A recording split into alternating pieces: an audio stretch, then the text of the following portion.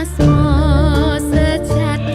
menika wujude sang pinanganten putri kang sulistya ing warna lan warni.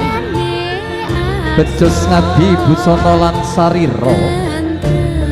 Pindha widodari sewu dadi siji sulistya hayune. Ngagem riasan Solo putri muslim.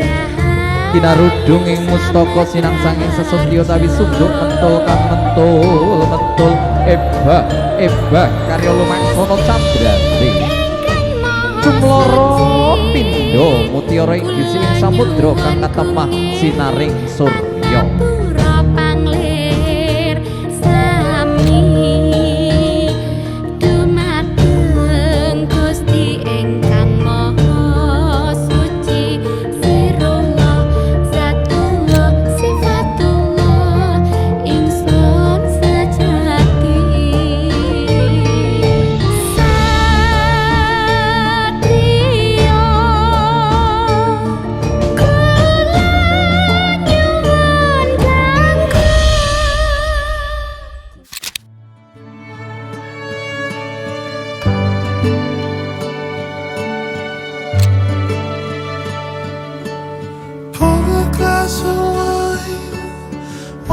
Sopone wong bojo lanang bojo wedok sing wis sah menikah kok gelem cekelan tangan antara jari-jari bersentuhan kulit.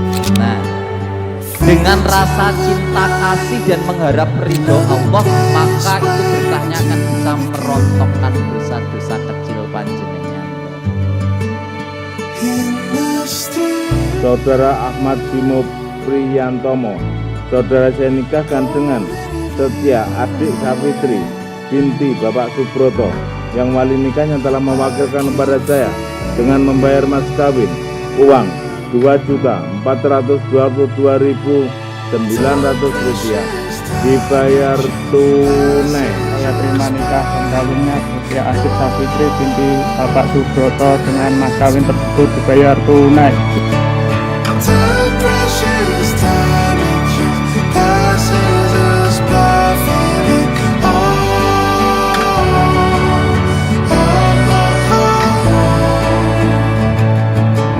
Romo